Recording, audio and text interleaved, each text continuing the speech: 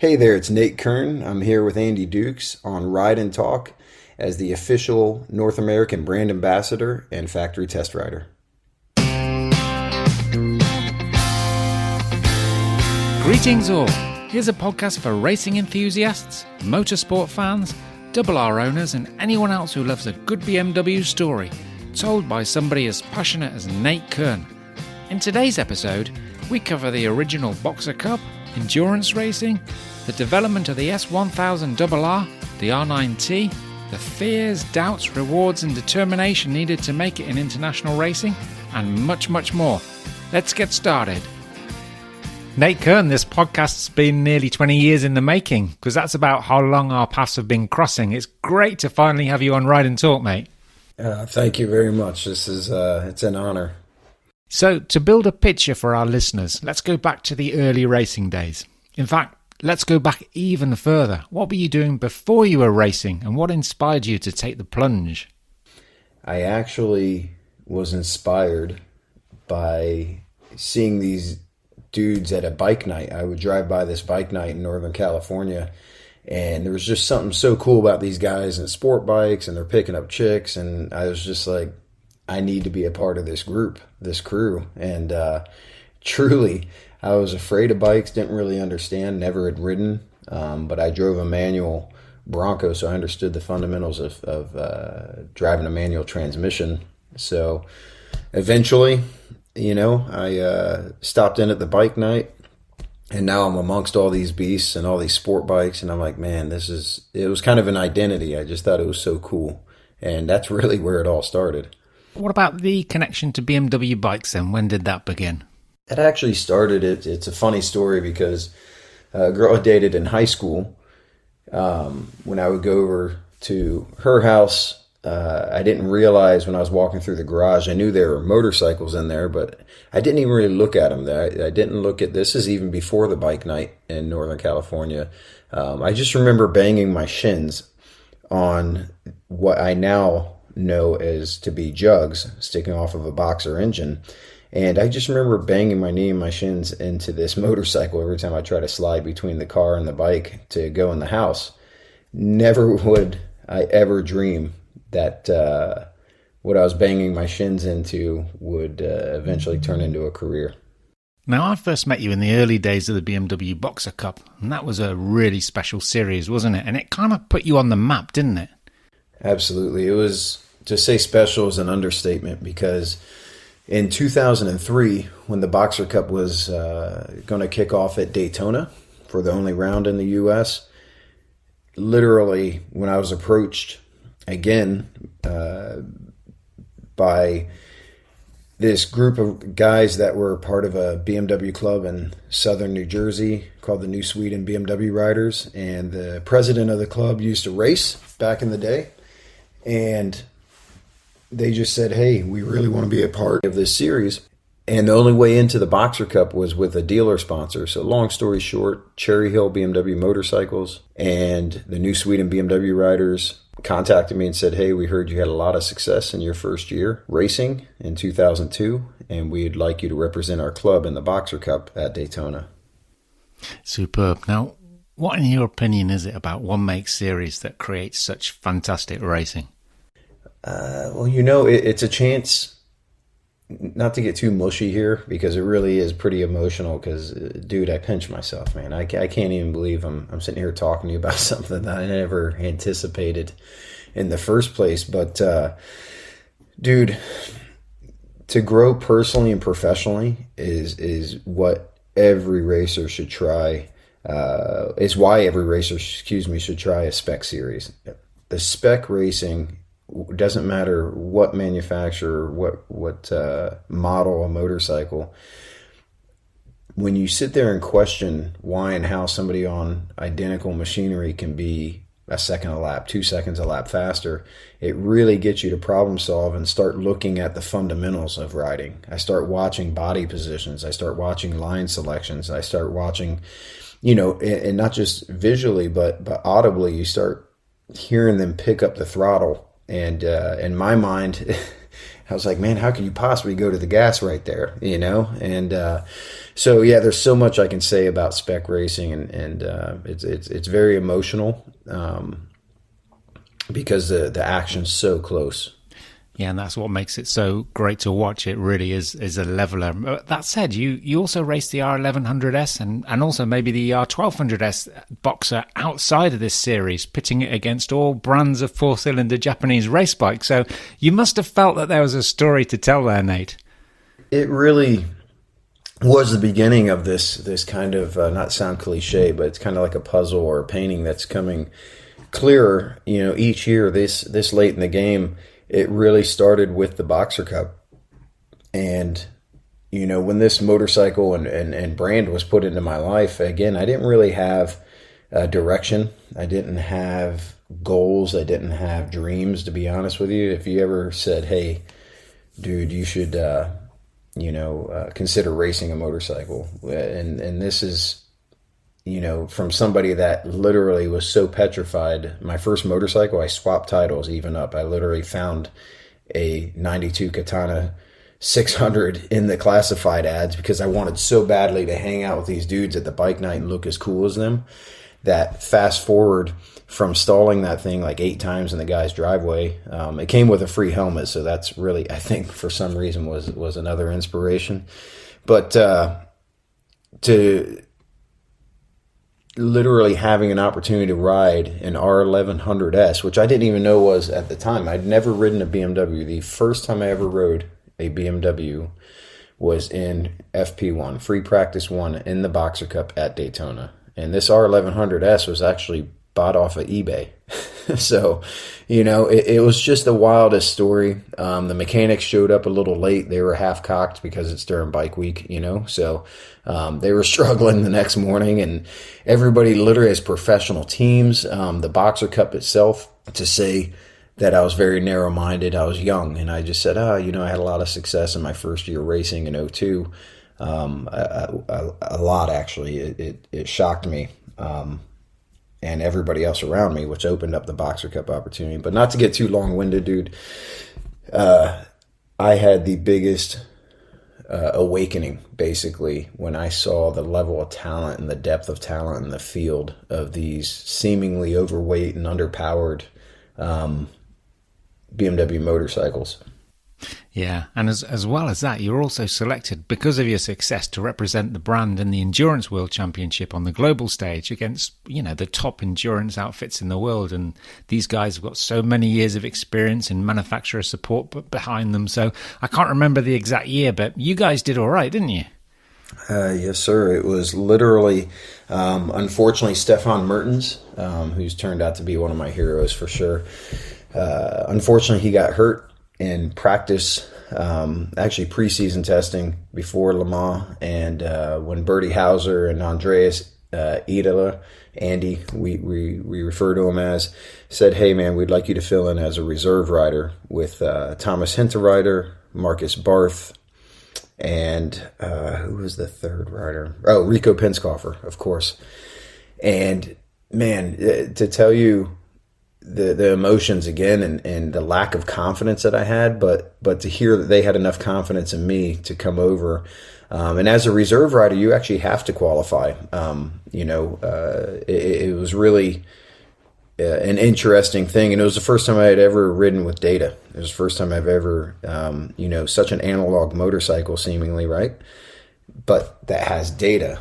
And it was my second time to Le Mans, but to be on that stage, and again, I keep referring to just growing personally and professionally, because every time these opportunities have ever happened, from moment one at Daytona on the R1100S to even fast forward to 2021, you know, it's so much in between has happened that I don't, want to get too evangelical, but there's just no coincidence, man. I'm thankful. So just moving away from boxer engines, we'll be coming back to those again, but when you were asked to play a part in the development of the R back in 2008, did you realise straight away that BMW Motorrad was onto something special there? I actually didn't realise, because again, I was so, to say narrow-minded, I was so focused on at the time I was chasing championships and racing full time. And to revisit the last question, getting the R1100S out of the BoxerCup series when it ended in November of 2004, I just started to really find that passion in life and started to understand the craft of riding. And I was so devastated when I heard the series wouldn't continue in 05 that when I got home, to say dedication, it wasn't even a thought. It's just I needed to keep this drug going, basically, and I needed to stay on this machine that nobody thought could be raced outside of a spec series against other R1100Ss. So a local dealership in Philadelphia was inspired, and we entered the bike being, overweight, underpowered, and air and oil cooled. It's funny, the Championship Cup series here in the U.S. that has a regional and a pro classes, they said, hey, it's legal for everything. You can run it in the 600, 750, 1000. And, fast forward from the analog days to the digital opportunity that was given me with the S1000RR, I still couldn't get my head around anything that's not shaft driven and air cooled, because that's all I know of BMW Motorrad. We've skipped over that digital question that you asked me of how I got involved with the RR, but to come full circle back to my roots, when the R9T was first introduced, it's obviously a naked template to be an extension of yourself. That's the way I look at it. It's such a beautiful art bike that you can turn into anything you would like. And when I first saw it, though, BoxerCup, it instantly just, wow, I can't even begin to tell you. I saw it on a racetrack versus a coffee shop or up in the canyons or the North Georgia mountains. So from there, the VP at the time knew I was inspired. He knew that was my foundation and the credibility that, it's funny, other people still try to convince me of. They're like, hey, you should really pursue what you talked about last night at dinner, and that's building an R9T for the track. Next thing you know, dude, there's almost 30 of them now in the U.S. track prepped. It's unbelievable. And but to go from, how about this, Andy? To go from telelever to conventional forks, but conventional forks working with a paralever. So the bike really, I split it in half, and it has a front end feel that doesn't work with the paralever in regards to raising the motor under load, right, when you're giving it throttle. But the ability to also have what people consider feel when the forks travel. So, man, I can get really deep into all this. I love it. Thank you for the opportunity. But, yeah, that middle segment, the digital side, has really been what's taken me from, my analog roots with Motorrad as a caveman. So did you have anything to do with resurrecting the BoxerCup Championship series that ran throughout 2019? Because it must have had something to do with your early racing efforts on the R9T, of all bikes. I mean, I say of all bikes because a lot of people just don't realise, do they, just how good these can be on the track with the right preparation. Like you were saying, many people only think of the nineT as a heritage-style bike that looks good on the street, but it is a hell of a track tool when it's set up properly, isn't it? Absolutely. The BMW R9T Racer itself, aesthetically, hands down, probably one of the most beautiful BMW motorcycles made, because you get the Boxer engine with such a minimalist, trellis style, front and rear the frame. To say that that's the chassis, it's not. Obviously, we all know that the motor is the chassis, So, but to get the beautiful lines of the fairing into the flowing tank, into the little cafe tail, but one of them is pretty sexy. But dude, when you put 25 of them together, it's just such a sight. But the sound, there's one thing that so many spectators were fortunate enough back in 2003 and 4 when I was running, but also 2019 basically happened because the proprietary, and this is verbiage from others, not me, they just said, dude, proprietarily, what you did taking the nineT and showing that the DNA is still there, that it does have performance, did inspire one of the former Germans that was at Motorrad Motorsports. When I was asked to stop by his little cubicle in Munich, I figured we were going to talk HP4 race, because at the time that was in development, and I was fortunate enough to be a part of that a little bit. He said, "Tell me about your boxer racing." And I'm like, "Really?" He said, "Yeah. How did you prepare, and how did you do this, this, and this?" So fast forward, dude, next thing you know, they announced BoxerCup 2.0 is what they wanted to call it. And then, the way that it was advertised and the way that it needed to kind of gain its feet, it was going to be obviously just staying in Europe. There were quite a few nineT racers sitting around, and it wasn't due to being aesthetically unpleasing. It's just I feel that the racer not having the ability to change the clip-ons, they were fixed into the top triple tree, and a long gas tank, which is kind of cafe style, right? It alienated some of the inseam challenge, but man, the BoxerCup in 2019. Hands down, truly, I think the greatest chapter of my life. Yeah, and you finished runner-up in that championship on that Wunderlich Motorsports racer. So I guess you had unfinished business for 2020 before the world changed forever and COVID struck. So are there any plans to go for glory again? I would like to say yes, just because there's unfinished business. Unfortunately, we can't control what COVID did globally. But what we can control, and this is something I didn't anticipate you asking this question. It's been a thought of mine for a long time, because in 2009, Motorrad Motorsports, October of 2008, there was a Pirelli tire test at Daytona. I got the guys set up, Hinterrider, myself, they shipped over a couple bikes, got some testing done, and fast forward to March of 2009, 4 factory-prepared BMW HP2 Sports were flown over, 20 mechanics. It was just the dream of all dreams at the time. I never thought I'd run the Daytona 200, especially not on a factory-prepared bike with factory techs. And to be honest with you, Andy, pretty upset, because Mini Cooper, right, Richard Cooper, who's just extremely talented and fast. He was built for Daytona, because in full gear, he might have been 130 pounds, Wet, correct. And so Brian Perriott, who I give a lot of credit to, he taught me so much about how to ride these motorcycles inadvertently. I know he didn't want to, but I was very observant and watched. And then naturally the other racers, that were there. Long story short, man, I just have unfinished business because morning warm-up, they were sustained 25-mile-an-hour gusts of wind. I mean, we had one recorded upwards of 40. And Daytona, wind, yada, yada.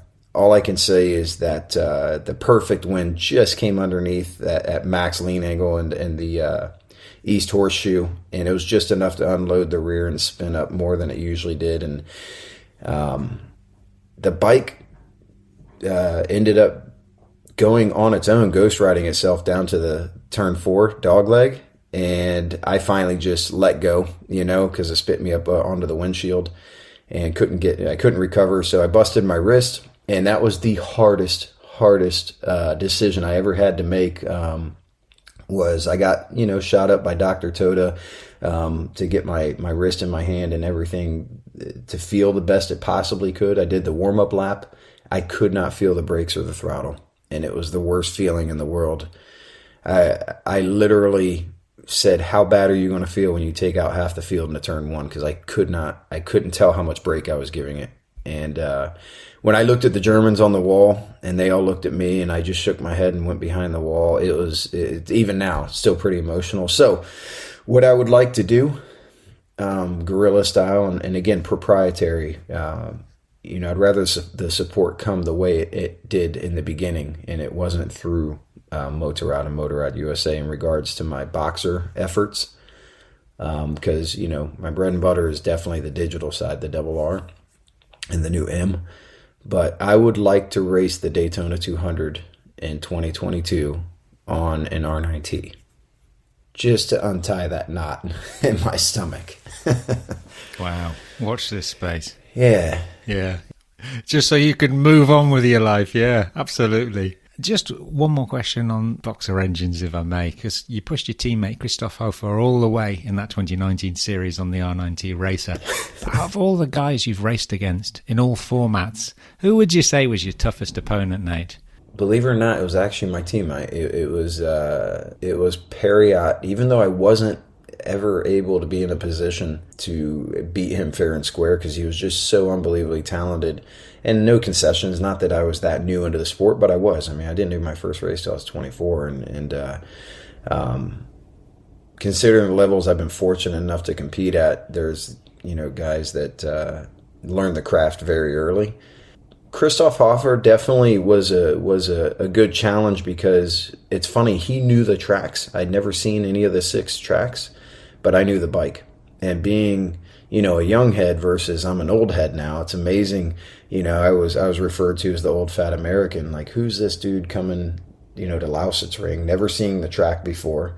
And we're guys, right? We size each other up, and I knew that he had won a super stock 1000cc championship at a pretty decent level within IDM, I think a year or two before. But the point is, I could just tell, he was young, and his perspectives were a lot like mine at 24, 25. But I said, whatever he does, I'm going to do, because it's just another piece of asphalt.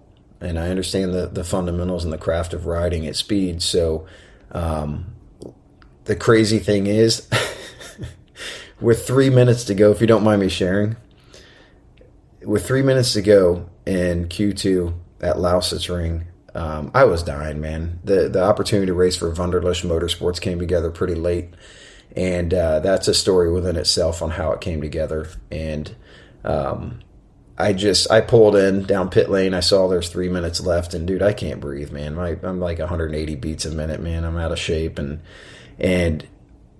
Sebastian, the great technician, he came over and I said, where am I at? He's like, you're P2 by 0.2. And I'm like, ugh. And I started running a press release through my head. Front row start, first time there. And I started to look to the left to exit pit lane. And again, those fears came back from Daytona in 09.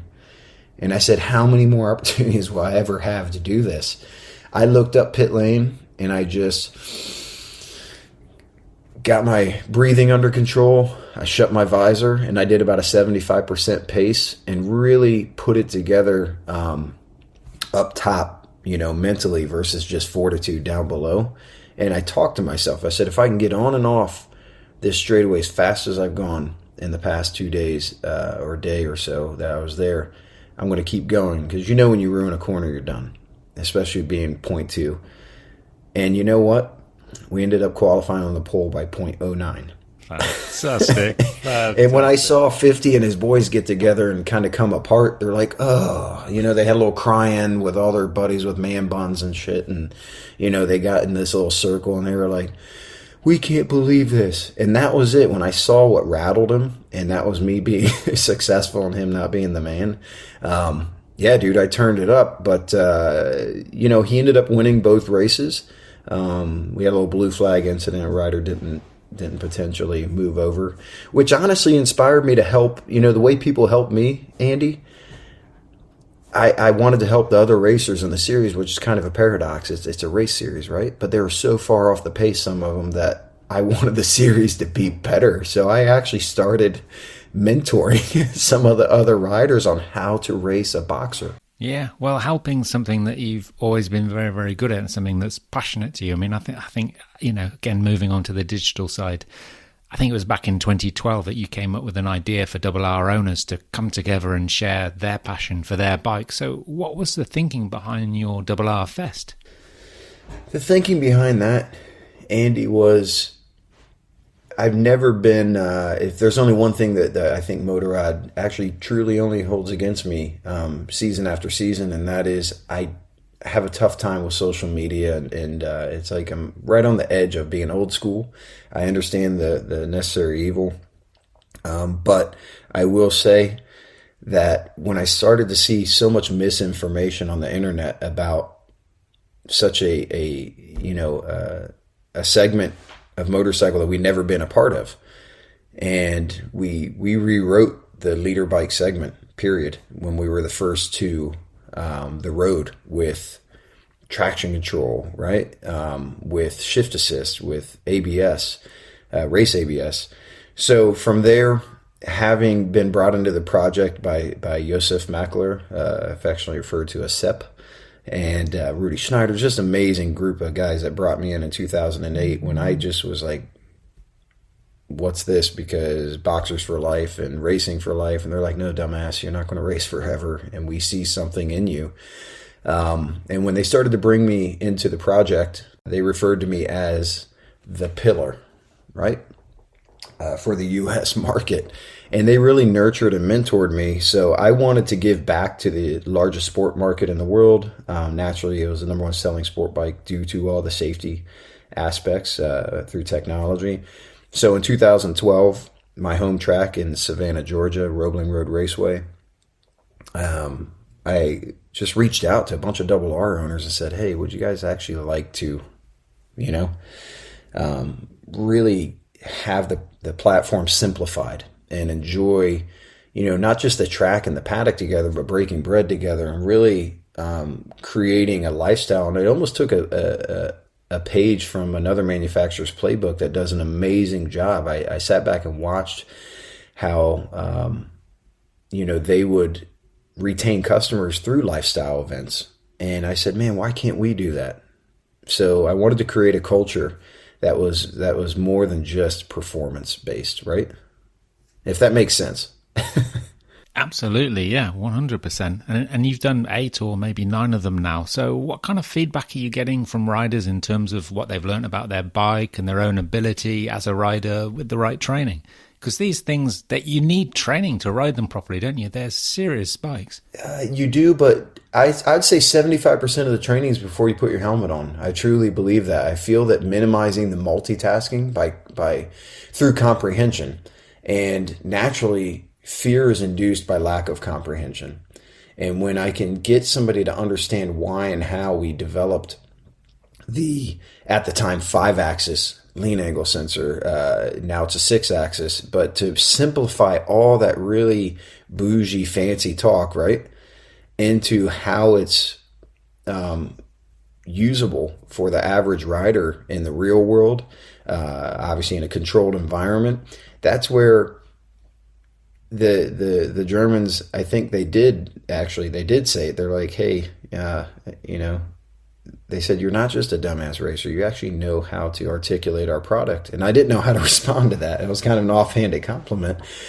But with that being said, to be able to simplify again, based off of skill set and environment, and show the versatility of the Double R in each mode at what predetermined degree of lean the DTC activates, and why, in rain mode, your first layer insurance, honestly, is throttle response. So from there, to break down each mode and to really start to tailor each generation's versatility, especially with the new one. Oh my goodness, I can't even begin to tell you. I can accept I'm getting older and fatter, right? But the bikes keep getting lighter and more powerful and easier to ride. And the crazy thing is, the lap record that I held for a while at my home track for quite a few seasons, I can still turn within a second. I think I'm right at about 1 to 1.2 off of that pace, but with 85% effort. That's incredible. Because I understand how and why, great cause and effects on how the electronics are going to activate and deactivate, and how I can now fine tune them, not just based off of my skill set, but again, environment, how things change. So there you go. I like to relay all that information, dude. And it's just being able to do it in a way that, your average, well, I shouldn't say your average Joe, but being able to do it in a way that a Double R owner can understand how to get the best out of their bikes without getting themselves into trouble, and understanding how all of these I'll call it safety aids, but it's a lot more than that, how all of these technically advanced features are there to make the ride experience better and safer as a result. Yes, sir. And really, when you start looking back at PP1, which was pre-production 1, PP2, and being involved in the world launch in November of 2009 at Portimao, it was 4 waves of press, so 4 weeks, 166 journalists. And you and I both know, I've seen some pretty Gucci helmets and leathers, right? And amazing editorial skills, but the riding didn't keep up at times with that. And the beauty of it is, their minds were blown. As long as they've been in the industry, they're like, wait a minute, we can't even get our head around all this groundbreaking technology. And I'm far from an engineer. I mean, dude, I'm in a way, I'm glad I'm not, because, there's a lot of social inadequacies that come along with brilliance, right? And these dudes, in broken English and being brilliant, it's funny because they would look over at me and say, Nate, get over here, explain this, And again, it's a reoccurring theme. I started to find, purpose and goals and direction that I just didn't have in earlier stages in life. So with that being said, man, I can't say enough about how we went from, let's just say, intrusion in the first generation RR of electronic support to years of just data, and now being able to make the power more progressive, but allowing the electronics to still have some feedback to let you know that they're active, versus just a visual on the dash. And it's just such a fine line now between, we've proven that we can make things very light and powerful with the HP4 race, but we need to keep them rideable. And that's the number one aspect of the RR.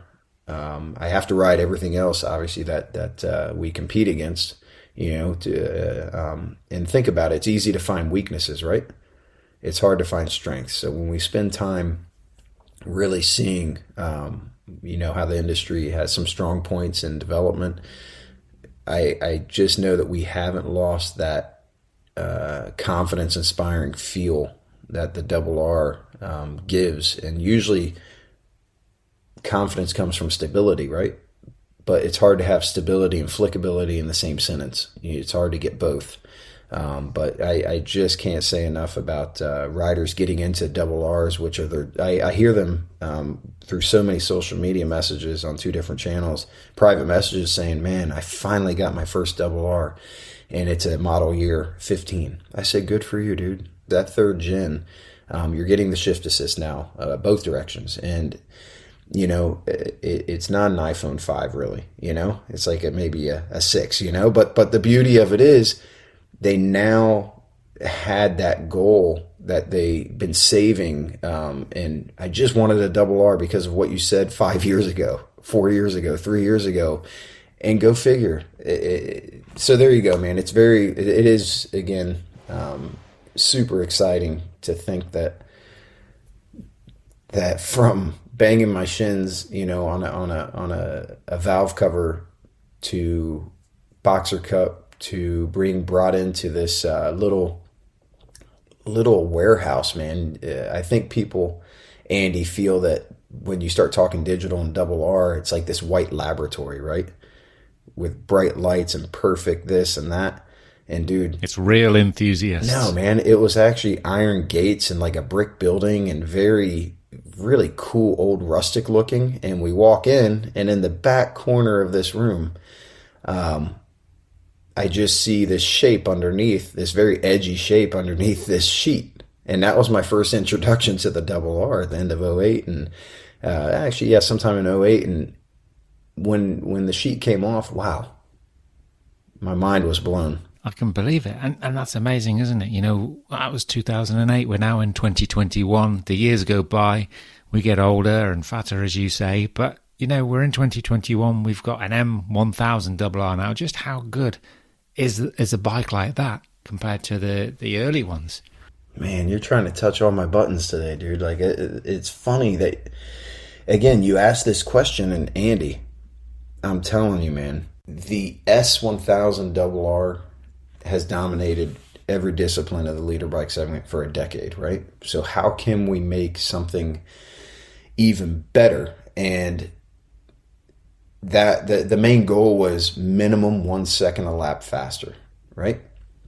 And that was going from the K67. So going from the latest generation RR over the K46, which was the third generation. So updated chassis, motor, swing arm, you name it.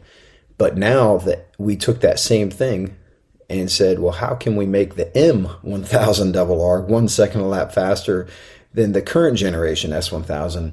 And it really is, to me, in regards to one aspect of the motorcycle, conventional suspension, it really is track oriented, because we've been so spoiled with DDC for years. The DDC, the dynamic dampening control, has gotten so good that, I drive all over the country supporting dealers, trying to, the 3 I's, incite, inspire, inform, right? And the investment that Motorrad's made in me has allowed me to go around and really share with riders at the track, at bike nights, dealer events. The DDC, man, is worth every penny if you're riding in the real world, 90+% of the time, right? But to have this conventional suspension that I haven't been on in forever, it feels like, especially on real roads, it definitely lets you know it's a track-oriented bike. But that's the only aspect that I can say, man, I kind of miss the DDC. But in every other way, all the invisible geometry that's been put into it, the gorgeous, man, the Gillies tooling triples, the offsets, the steering head angles, all the things that again, you can't see. There's a lot of magic, but what you can see with the wings, that's the first thing people go to. The amount of downforce it generates, it literally, before it ever wants to go sideways or skywards, it wants to go forwards. And that's how you win races, So rear tire lasts twice as long, if you ask me, due to the linkage and the whole geometry in the rear of the M. Lengthening it 15 mil definitely gives it more stability with all the power. It spins up a lot quicker with all the really fun internals, with the titanium panel connecting rods, the 2-ring forged race pistons, yada yada. So, man, you again, you're getting me all excited, dude. Is it wasted on the road, on the street? I mean, is a bike like It's definitely not. Okay. It's not. Explain. With the push of a button, because you still have rain, road, dynamic, and race. And that's why, I'm so proud of representing a brand that wants to grow the riding community by keeping riders off the ground, And rain mode is still so unbelievably acute to, again, throttle response. And then having that ability from 0 to 37 degree lean, monitoring, waiting for inconsistencies in the wheel speed sensors. And when it doesn't sense any, at 38 degree lean, the DTC activates. So you can have the Gucci M badging, all the Gucci hard parts. You can have this amazing true M underneath you, which I've been fortunate enough to drive, M Sport package cars from the car side, and an actual M. There is a difference, and it truly is performance. End of story. It's all performance oriented. It's not creature comforts of the DDC. Even the seat itself, the M seat, for real world riding every day, it looks good to have that little emblem on there, right? But it's 20 mil higher. The foam is a lot stiffer, and it all has every form has a function. So for real world riding, I actually get the regular S1000 seat and put it on the M for comfort. But for the track, you definitely need all the reasons why the M seat was developed. But yeah, it's cheating, man. Rain mode is so cheating. Road mode, and then from there, the best part of a controlled environment, hopefully, when people go into the pro riding modes, is being able to a la carte 3 menus based off of, again, your skill set, your environment, and 3 levels of engine braking, 4 levels of wheelie control. It's all that stuff comes into play, and you just can't stop smiling. I mean, hopefully you ride to, to add, life to your days, not days to your life, right? Yeah, but just to sort of give some context for that, I'm just trying to sort of put this in perspective of a guy who saved so much money. He's absolutely desperate for a bike like this. He's been doing track days for a few years, so he's in, shall we say, the advanced group. Could he take a bike like the M and with the right instruction and with the right level of understanding and acceptance actually develop his skills over the next sort of 4 or 5 years because of that bike and what it allows him to do? Absolutely. This is the first track setup motorcycle that I know that we've from the foundation set up for the track. So that, to me, there's such a baseline, foundation with this M1000RR that out of the box, we really figured out, obviously different ballast points. There's different size test riders. There's different, styles of riding, but we morphed it into one machine that truly out of the box is so purpose built for the track that from there, if it's doing everything you really need it to do within your skill set, let's say within 85, 90%, then you really have the ability to get your learning curve to be steeper but safer with the pro riding modes. So when you a la carte the menu and say, hey, I don't have a lot of feel for the side, big lean angle, the small part of the tire with the throttle. Okay, but I want to fill my cup and have that nice loft of the front wheel, but not too much. I don't want to over rotate. There's so much ability to dial all that in. And as we change throughout the day, right? You ate right, you slept right, you're feeling good, tires are good. But as things change throughout the day, to have that ability to reach over on the left to control switch and be able to adjust those fine, I call them, it's insurance, the values of traction control. That rider definitely will have the ability to have a steeper learning curve, safer. Understood, yeah, and that's what it's all about, absolutely. Now, you've given so much to racing and building the BMW community over the years, and right from the early days, I got the impression that you were flying the flag for BMW owners. So is it something that's within you, like a real desire to grow this community? It absolutely is. You're right, Andy. The BMW motorcycle did, again, so much for my life. Not to sound too redundant, but it gave me a direction, and I wanted to really share with people what the motorcycle has done for me personally, but not just professionally. So to be able to share the lifestyle and not just always the technology, obviously it speaks for itself in regards to the rideability, but to be able to share the passion with other riders. And I know we talk a lot about non-BMW riders being referred to as conquest at the corporate level, but I never made a point to go out and say, hey, let me tell you why I love my motorcycle so much. I just tried to live it and not be it, and it's awesome to see so many riders across the country, and our country's so big that obviously there's even different cultural differences, and the common denominator is the BMW motorcycle, man. It's so awesome to go all 4 points of corners of the country to the middle of the country, and no matter where I am supporting a race weekend, a track day, a dealer event, these motorcycles have enhanced so many lives, not just outside of the helmet, but once we get to ride together too, to watch these riders of different skill sets be able to look cool, right? Because that's a motivating factor. We're humans, right? We want to look cool. We want that roundel. We want that M emblem, but at what risk? And that's where my passion really came from, showing riders that think I'm so unbelievably talented. To be honest with you, I have to work harder than others. I at the racing level, and how that trickles down to layman's terms is me sharing with them what the BMW motorcycle does for me personally to keep me safer, and but still fill your cup, still have fun, and not have so much support, if you want to call it that. That's a little bit of a debate that people like to say, it's too digital. It's actually not.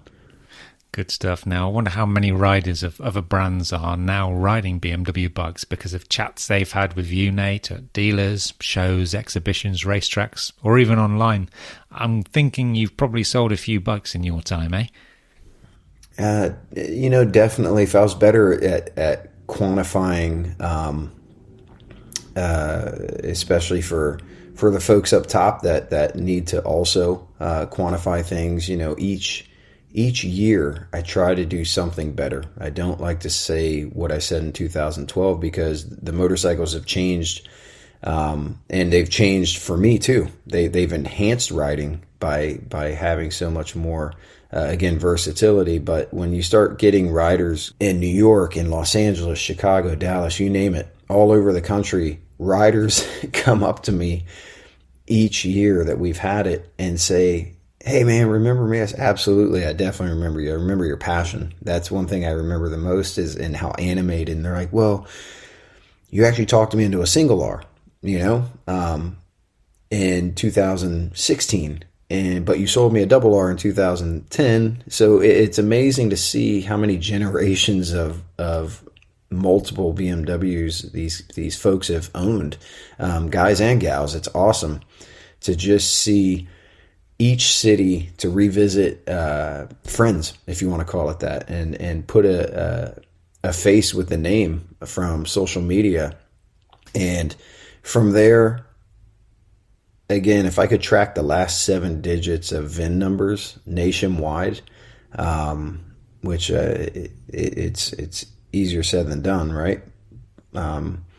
It's just awesome. The dealers, especially the dealers, get whether it's dealer staff that I am able to educate and inspire at an IMS show, or their customers at a track or at a bike night.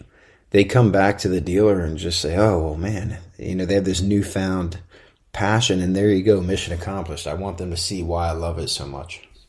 Exactly. So what do you want your legacy to be in motorcycling terms then, Nate? Oh. I just have these, I have these complexes, man. It's like, I was raised on a simple philosophy, which a lot of people think it's pretty brutal when I say this, but we're all equally worthless, man. Like, I treat everybody the same, whether you're multi-time world champion or it's your first time ever riding a motorcycle. So, that's, I think, the legacy. I want people to see that, I really don't have different, in a way, conversations, if that makes sense. Like, I just I want people to know that I genuinely am doing what I'm doing due to the fact that this brand has come into my life and changed so many things, but really based off of just how good the motorcycles are. It's really hard to be authentic, right, if you really don't believe in something. And I keep referencing the personal and professional growth, and personally, I mean, shoot, I had to get some miles on a new M1000 double R before we can put it on the track. Tough job. Well, especially the North Georgia mountains. Beautiful here. It's the bottom of the Appalachians, and the roads are unbelievable. The views are unbelievable for the East Coast. I'll tell you, the M really lit that fire even more. It's just such an enjoyable motorcycle to even ride on the roads. Yeah, part of it, definitely no ego involved. But man, when you start rolling in to these, pretty hoity-toity areas of north of Atlanta, and people know what it is, they can identify with the emblem, and car guys especially, and they're like, "Ooh, that's an M." But they've never said that about the S when I was riding it, So yeah, it's really exciting to the new conversations with each model. The R9Ts brought up amazing conversations, and I'll leave it at that, man. The legacy really, I hope is defined by how much I want to share, with the riding community, that these motorcycles can enhance lives, and can make it, not just enhance lives emotionally, but safely.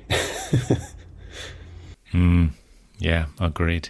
So finally, Nate, what are you most grateful of? Dude, that's like a roulette wheel of gratefulness. I mean, wherever it lands, like, you don't know where it's going to land. Holy shit, man. I'm really the most grateful of finding something that I haven't quit at. It's... Yeah, you were saying that to me yesterday, actually. Yeah, that's a big thing in your life, isn't it? It really is, because no matter how much ability I might think or know I have, if it isn't, if the confidence isn't there, or if the support, I mean, not to get, again, too much into the past, but, I didn't grow up the most traditional way, family-wise, and when the BMW was put into my life, I'm so grateful for the amount of riders that have, given me that pat on the back that I never had growing up, right? And to actually really see the difference that we make in each other's lives all over the world. I mean, not just in Georgia, not just in California. It's amazing the amount of people that I've met. So I'm grateful for the amount of people that I've met and have inspired me, or I've inspired them. It's just such a mutual ball of awesomeness, gratefulness, Yeah. I mean, people talk about a GS family, but within motorsport, there's very much a BMW Motorrad family, isn't there? It really is, because, again, we might have different perspectives and views of the world and how we dress, and, it's amazing if you want to nitpick all the different little things, but the glue is the motorcycle, the BMW motorcycle, and the feel that it all gives us, from the pulses of, two 600cc pistons, firing at each other, and the Boxer, to the stability, with so much power in the double R, but confidence inspiring, when it doesn't get schizophrenic and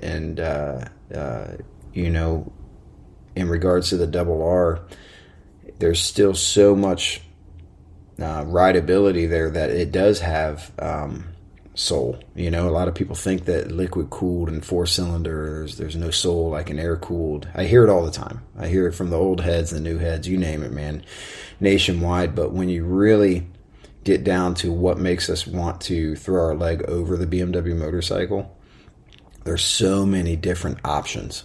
And I'll give you a best example. I actually rode an F900R for the first time.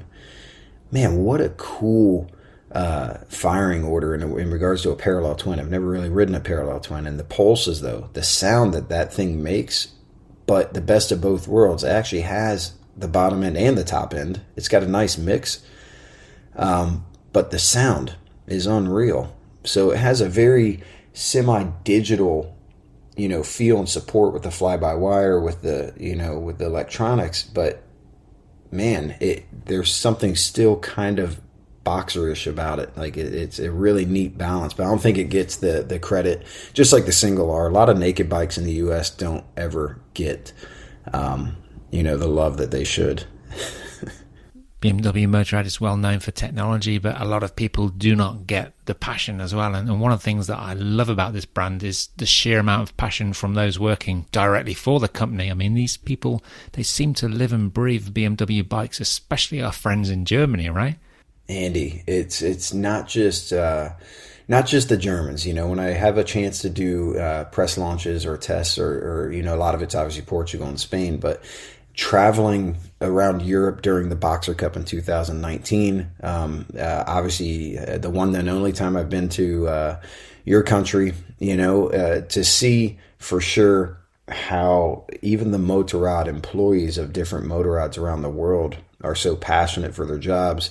And but yeah, I've watched how people pull into the parking garages in Munich, and damn it, man, if they're not excited to show up and move the needle. And I've sat in some pretty heated meetings too, where it's like, dude, if you said that in the U.S., we'd probably go outside. But, the way the Germans will say things to each other, it really, if there's any red flag, it's based off of, in conversation, it's based off of passion. And I've seen a dude sit right across the table and say, okay, fair enough, and let's move on. And that's the beauty of it. They just get stuff done. And, you know what you're getting, so...